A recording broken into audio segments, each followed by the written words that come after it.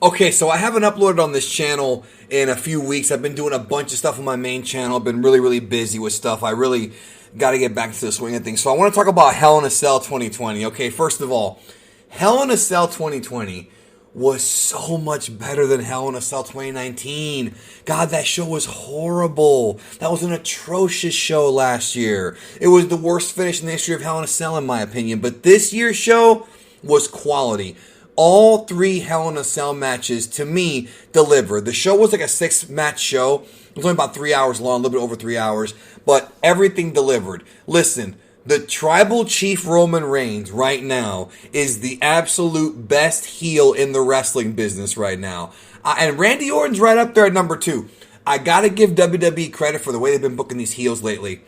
Roman Reigns, that entire match, the story with J Uso, Jimmy Uso coming in, Roman using Jimmy Uso to make Jay say I quit, and then the Wild Samoans, who looked like a couple of grandmas when they came out, the Wild Samoans coming out and having Roman Reigns and christening him, anointing him as the Tribal Chief.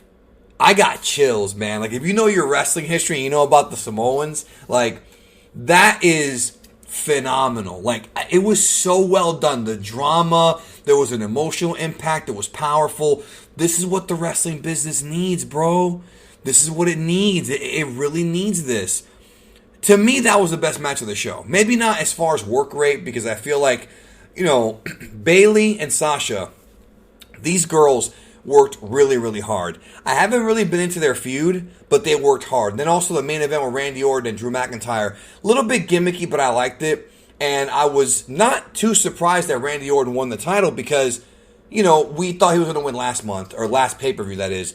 So it didn't surprise me at all. I do wonder where they're going to go with Drew McIntyre next. But I was going to tell you, my point is that the Roman Reigns versus J Uso match, to me, the emotion, the storytelling, that was the best match of the night without question. Just he's a terrible, terrible bad guy, bro. And the fact, I mean, a great bad guy, but you know, he's not a nice guy. And the fact that Paul Heyman is like there, and the fact that he's like, even he's in awe of like how much of a prick Roman Reigns is. I love it so very much. Randy Orton won the title from Drew McIntyre. Good match. Again, good, solid match. I do wonder if the feud is truly over, because it may not be truly over, but I do wonder if it is. And on top of that, you know, again, where do they go with Drew? I mean, there's been rumors of Tyson Fury at WrestleMania. Are they going to have more rematches? This Keith Lee, is he going to wrestle Randy Orton for the title next? Are they going to wait for Edge to come back and have him dethrone Randy Orton? There's a lot of possibilities.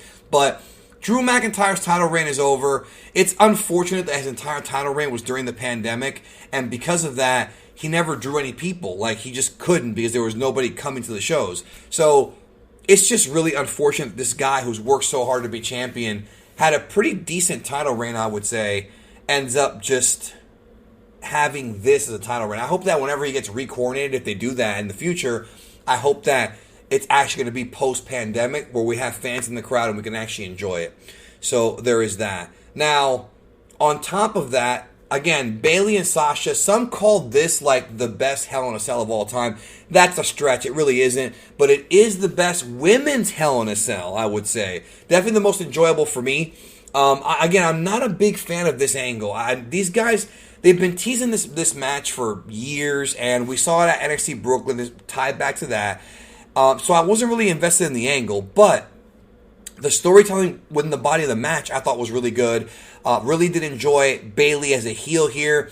They had some creative stuff with like the kendo sticks up against the gate of Hell in a Cell. There's that. I enjoyed that. They had some crazy bumps in this match. I mean, there was a couple of spots where I was like, man, these girls are tough. You know, and I never said they weren't, because they always have been. Sasha wins the title, dethroning Bayley, who's had it for 300 and whatever days. Not sure where they go from here. I guess it made sense to have it happen, to make the switch happen on this show, because they wanted to make sure Hell in a Cell actually mattered. But outside of that, like, they could have held off a bit longer, maybe for WrestleMania, but I think it worked out fine here. You know, maybe Bayley will get it back, but the feud's probably going to continue because Hell in a Cell is no longer a big feud-ending match anymore. It's just a pay-per-view every year. It doesn't have the same value as it used to. So, to me, that's kind of what I think. And then beyond that, they had a Jeff Hardy-Elias match that I didn't really care about. And the other big story was The Miz defeated Otis for the Money in the Bank briefcase. And to me, from the minute that Otis won the Money in the Bank, I just kind of knew it was a waste of time, and they kind of proved it right. It was a waste of time. He's a comedy character. He's over, but he's not really like mid-card or even main event over at all. And to me, it was a joke, and there was no point in doing it.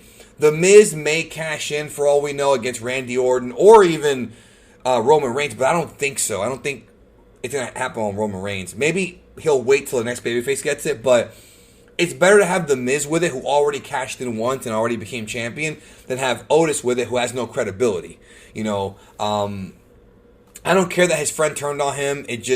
I haven't cared about that team since NXT, honestly. So it's whatever to me. It was just a way to get that title off of Otis and onto The Miz. The Money in the Bank briefcase, that is. So that is that. Anyways, there was a bonus match with Bobby Lashley and one of the guys from that gimmick stable, whatever they're called, whatever, the Truth Commission. I don't even remember their names, bro. But they're still pretty new. Mustafa Ali's group, and it was okay. To me, though, the 3 Hell in a Cell matches were all quality, so it was a thumbs-up show. Much, much better than last year's show. If you're going to watch anything on the show, though, watch the Tribal Chief Roman Reigns. To me, the Tribal Chief Roman Reigns, it's too bad the J Uso feud is over because he has been the highlight of SmackDown. He's been the highlight of wrestling to me. I know some people are really hyped about Kenny Omega coming back as a heel, but to me, Roman Reigns, I knew the guy. I mean, the guy's always had charisma. He was rejected as a babyface for many years, but I think he's found his calling right now to be a heel, and I think when he eventually does turn back and go babyface, I think he will be more over. But the question now is, are we going to see Roman Reigns against The Rock at WrestleMania? I think it depends on what's going to happen with COVID and with the pandemic. I think that if the pandemic is better by WrestleMania or maybe even the year after, a Rock versus Roman Reigns match for the real